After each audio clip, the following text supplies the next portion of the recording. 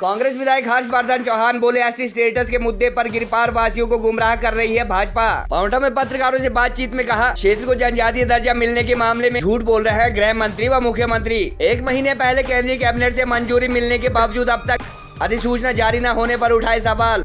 IB की तथाकथित report का हवाला देते हुए कहा, गिरिपार से संबंधित तीनों विधानसभा क्षेत्रों में चुनाव हारेगी भाजपा। प्रदेश कांग्रेस उपाध्यक्ष के अनुसार 2005 में विधानसभा से उन्होंने पास करवाया था गिरिपार को एसटी स्टेटस संबंधी प्रस्ताव। हर्षवर्धन द्वारा अपने विधानसभा क्षेत्र शिलाई की बजाय पांवटा में पीसी किया जाना भी चर्चा में। हिमाचल कांग्रेस के उपाध्यक्ष एवं शिलाई से 5 बार विधायक चुने जा चुके हर्षवर्धन चौहान ने कहा कि गिरिपार को अनुसूचित जनजाति दर्जे के मुद्दे पर आला भाजपा नेता क्षेत्र वासियों को गुमराह कर रहे हैं। हर्षवर्धन ने कल क्षेत्र के सतौन में हाटी आभार रैली में पहुंचे गृह मंत्री अमित शाह व मुख्यमंत्री जयराम ठाकुर पर इस मामले में झूठ बोलने के आरोप जड़े। हर्षवर्धन ने सवाल उठाया कि गिरिपार की 1,60,000 की सवर्ण आबादी को एसटी स्टेटस संबंधी केंद्रीय मंत्रिमंडल की मंजूरी के बाद 14 अक्टूबर को आचार संहिता लागू होने तक भाजपा के नेतृत्व वाली केंद्र सरकार के पास इस बारे अधिसूचना जारी करने के लिए 1 माह का वक्त था, मगर सरकार अथवा भाजपा इस मामले को 2024 के चुनाव तक अटकाना चाहती है। उन्होंने कहा कि मुख्यमंत्री व सरकार को तो अब तक यह भी पता नहीं कि गिरिपार की कौन सी जातियों को अनुसूचित जनजाति दर्जा मिलने वाला है। हर्षवर्धन ने आरोप लगाया कि इससे पहले वर्ष 2014 में भाजपा के पूर्व राष्ट्रीय अध्यक्ष राजनाथ सिंह तथा 2017 में union tribal minister Jual Oram क्षेत्र को एसटी स्टेटस का भरोसा दे चुके हैं, मगर आज तक जनजातीय दर्जा नहीं मिला। उन्होंने आचार संहिता से कुछ ही घंटे पहले भाजपा नेताओं द्वारा किए गए उद्घाटन व हिमाचल कैबिनेट की मीटिंग तथा जिला में कई कागजी दफ्तर खोलने को जनता से धोखाधड़ी बताया और हिमाचल में 3 माह में विभिन्न रैलियों पर करीब 50 करोड़ खर्च करने के भी आरोप जड़े।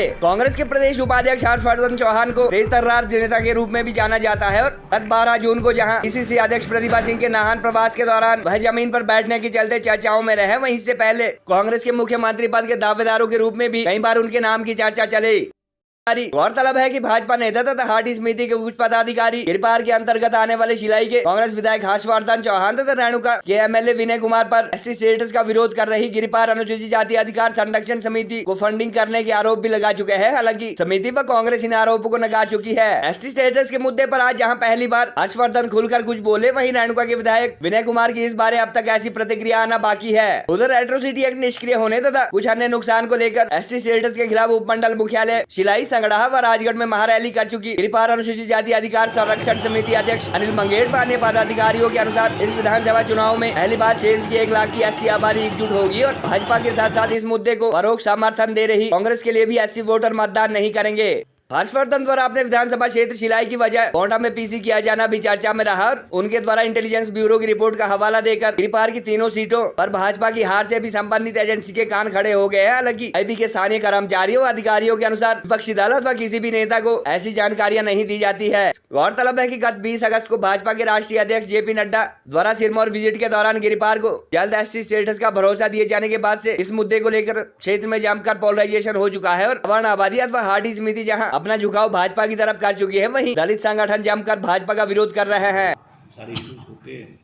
पिछले 1 साल से आप देख रहे हैं जिला सिरमौर में विशेष करके ट्रांसगिरी क्षेत्र में हाटी को जनजातीय घोषित करने की बड़ी चर्चाएं थी।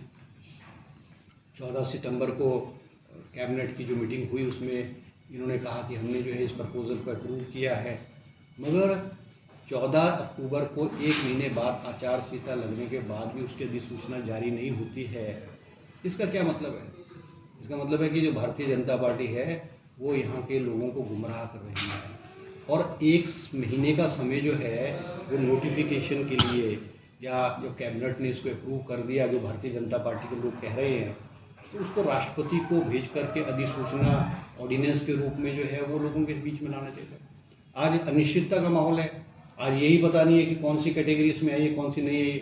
अब जब मुख्यमंत्री जी ने प्रेस कॉन्फ्रेंस किया, आपको याद होगा 14 सितंबर को, और प्रेस के लोगों ने पूछा कि भाई कौन कौन सी कैटेगरीज हैं, उन्होंने कहा कि अभी वो अनक्लियर है।